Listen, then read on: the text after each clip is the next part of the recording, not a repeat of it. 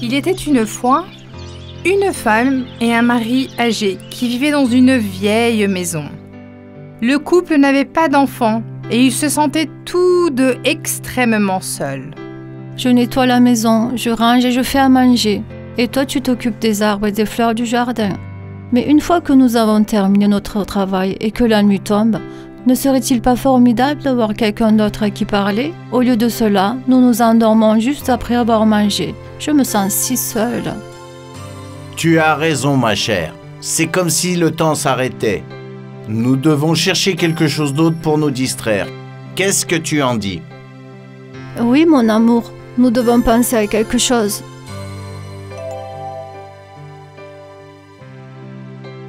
Ça fait longtemps que tu n'as pas fait de biscuits, en fait. J'en ai envie depuis des semaines.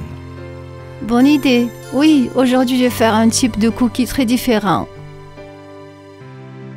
Différent? Comment ça? Je suis curieux. Quand tu auras fini, nous pourrons nous asseoir ensemble dans le jardin, boire du thé et manger les biscuits. La vieille dame est allée dans la cuisine. Elle mit sur le plan de travail la farine, le sucre et l'huile dont elle avait besoin pour faire cuire les biscuits. Elle ajouta un peu de gingembre provenant de peu de gingembre qu'elle gardait sur l'étagère de la cuisine. Puis, après avoir mélangé tous les ingrédients, elle commença à préparer les biscuits. Le gingembre est très bon pour la santé. Il guérit les gens. Laisse-moi en ajouter. Elle a fait des petites boules de pâte et les a placées sur le plateau.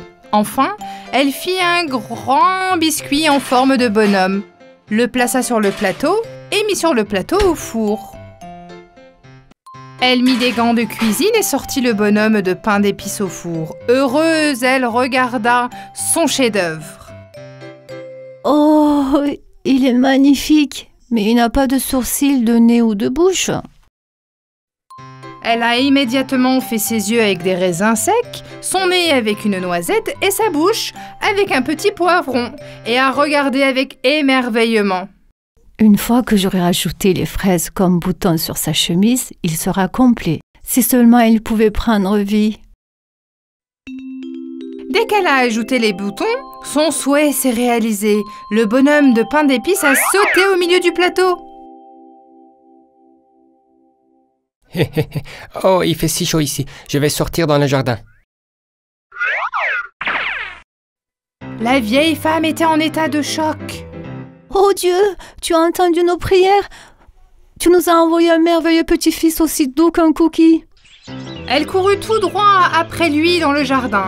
Mais le bonhomme de pain d'épices n'avait pas l'intention de s'arrêter. Il continuait à courir dans le jardin en riant aux éclats. Le bonhomme de pain d'épices est vivant. Il va devenir notre petit-fils. Ne le laisse pas s'échapper. Attrape-le. Son mari, qui était également sous le choc, s'est aussi mis à courir après le cookie. Bien sûr, 2 personnes âgées ne pouvaient pas courir aussi vite. Le bonhomme de pain d'épices avait couru assez loin et la vieille femme n'arrivait pas à lui faire entendre sa voix. Ne t'enfuis pas, petit bonhomme de pain d'épices. Nous n'allons pas te manger. Tu vas devenir notre petit-fils. Alors que le bonhomme de pain d'épices passait devant une ferme, une vache le vit. Oh, quelle odeur délicieuse! Je veux te manger! J'en ai assez du foin! Je vais t'attraper maintenant! Tu ne pourras jamais m'attraper, même si tu essaies très fort. Tu continues à manger ton foin, grosse vache. Espèce de grossier personnage! Attends de voir! La vache en colère courut plus vite et poursuivit le biscuit. Le couple de personnes âgées et la vache essaient de suivre le biscuit. Les passants les regardaient avec étonnement et les regardaient courir, essayant de comprendre ce qui se passe. Quelle scène c'était! Il n'y a pas de raison de courir après moi. Je suis plus rapide que vous. Personne ne peut m'attraper car je suis fait de pain d'épices. Je suis plein d'énergie. Le bonhomme de pain d'épices les provoquait pour les mettre en colère. Pendant ce temps, un cochon qui se trouvait devant a remarqué le groupe en train de courir. Alors le bonhomme de pain d'épices a crié au cochon en les déplaçant. Hé, gros cochon, tu manges tout. Tu ne voudrais pas m'en manger aussi? Je suis très gentil. Regarde si tu peux m'attraper. Le cochon qui entendu cette insulte se mit très en colère et commença à poursuivre le bonhomme de pain d'épices. C'est comme ça, hein? Viens ici, petit cookie malicieux.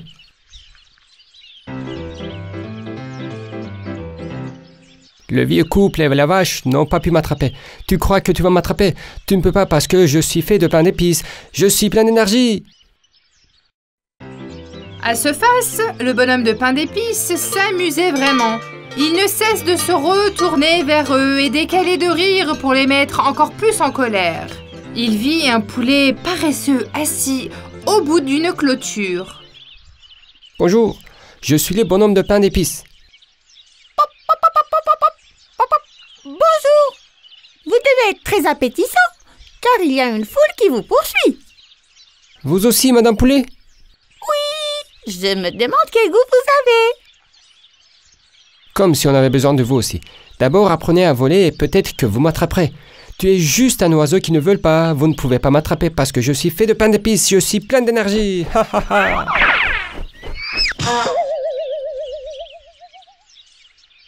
Le bonhomme de pain d'épices continua à courir et rencontra un mouton qui broutait. Hé, toi, sac de coton à tête d'herbe, attrape-moi.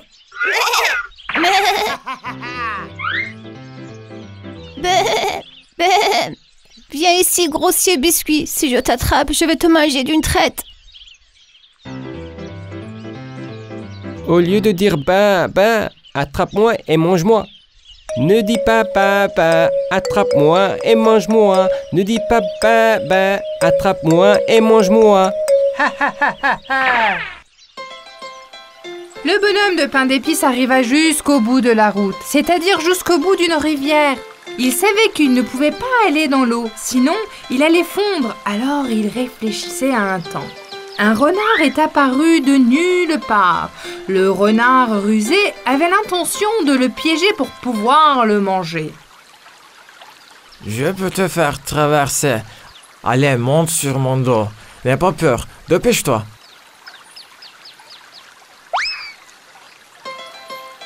Le bonhomme de pain d'épices fit confiance au renard et sauta sur le dos.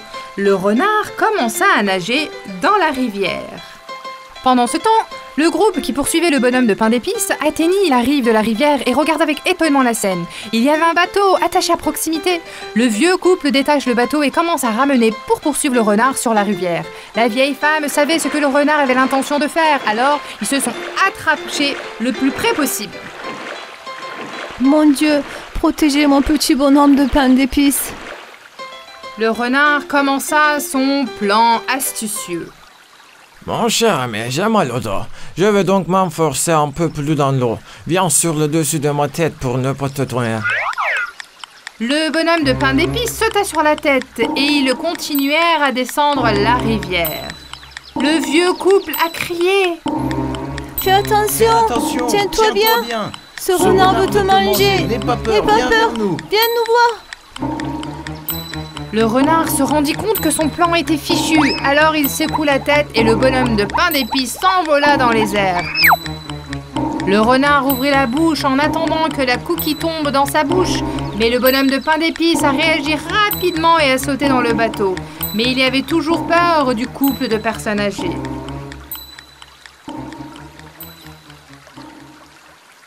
N'aie pas peur, bonhomme de pain d'épices. Nous ne te mangerions jamais. Tu es notre petit-fils maintenant. Tu seras un compagnon pour nous.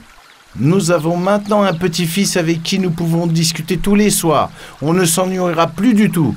N'est-ce pas, mon cher? Oh, vraiment? Même après que je t'ai fait courir après moi et que j'ai dit toutes ces choses grossières aux autres? Bien sûr. Tout le monde peut faire des erreurs. L'important est d'accepter ses erreurs et de ne jamais les répéter. Ok. Je promets qu'à partir de maintenant, je serai un enfant de pain d'épices très poli. D'abord, je vais m'excuser auprès de tous les animaux que j'ai insultés.